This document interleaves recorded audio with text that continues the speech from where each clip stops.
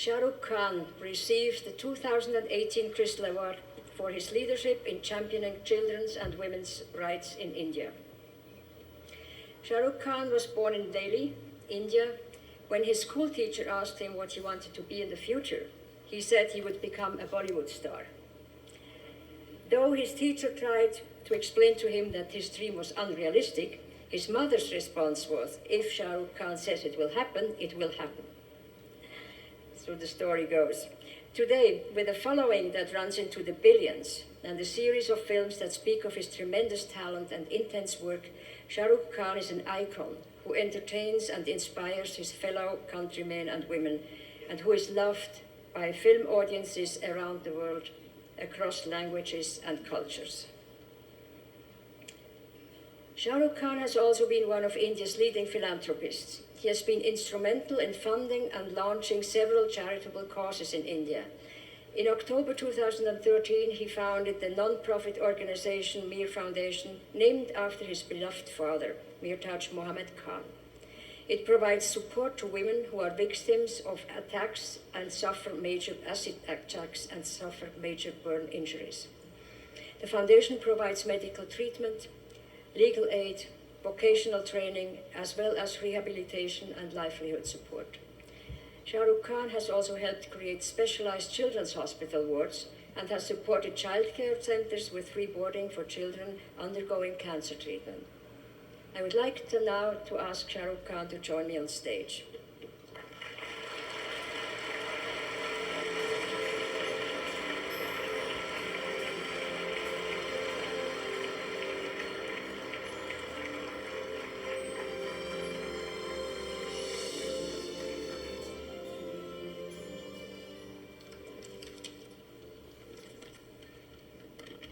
I'm genuinely and deeply grateful for this honor, and it is indeed a privilege to be in the company of two phenomenal and extraordinary human beings and talent, Kate Blanchett and Sir Elton John. She's of course a lady who commands the wind, and you, sir, command the song of a billion hearts, including mine. So I'm really, really touched that I've been chosen between these two. Just a special request, before you go, can I do a selfie? Now, there I've embarrassed my children. Actors are renowned narcissists. No matter how much we pretend not to believe in external beauty, we tend to be obsessed by it one way or another. And perhaps being surrounded by this obsession of beauty, a few years ago I came across a lady who had been brutalized by an acid attack. And it kind of changed my life, or the perspective of it at least.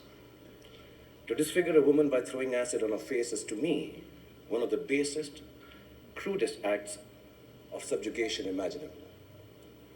At the source of it lies the view that a woman does not have the right to assert her choice, to say no to the advances of a man or a group of people. And yet each of the women I met, I'd found within them the courage to move on with their lives and to reject the idea of victimhood. What struck me most about them was this, that what was done to them only made them braver and stronger and more able to free themselves to make the choices everyone around them was telling them they could not make, couldn't make, or should not make.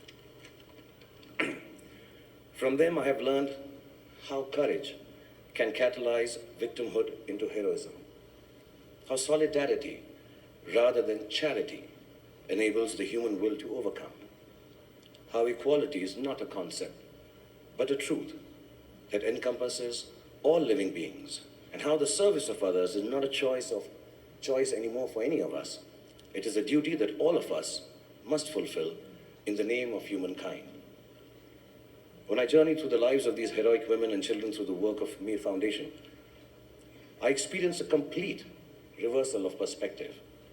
I stumbled upon the truth that there are no benefactors and no beneficiaries between living beings anymore. There is just a vast pool of resources, natural, spiritual, economically, technologically, that everyone is equally entitled to, but only some have gained more access to it, either by accident, as in my case, or by design and talent and hard work, as in the case of all of you present here. Standing here before all of you who constitute perhaps the most powerful group of human beings in the world, dare I say that power is one of these perspectives we like to maintain a certain way. But power actually needs a complete reversal more than any other thing in the world today. I was sitting with my 5-year-old son, babysitting him just before I came here, and suddenly he screamed, "Papa, Papa, my eye went into my hair. Can you get my eye out of my hair?" He didn't say, "Get my hair out of my eye," like we all believe they do. It's a bit like that when you have power, I think. You think things get in its way, but actually it's the power that is getting in the way. It gets in the way of universal access to resources because it seeks to control and enclose them. So we, the powerful, need to get out of the way, I think.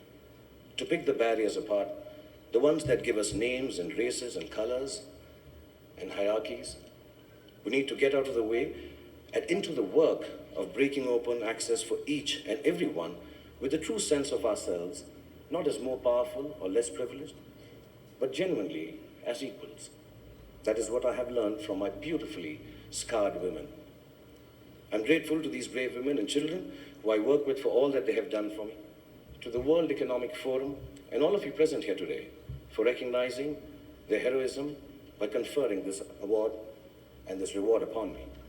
Also, I want to thank my sister and my wife and my little daughter for bringing me up well and teaching me the value of requesting, sometimes imploring, and if I may add, sometimes even begging a yes from a woman instead of forcing it upon her. Thank you so much, Professor Schwartz, for having me here. And thank you, Mr. Schwartz. Thank you, Davos. Namaskar and Jai Hind. Thank you.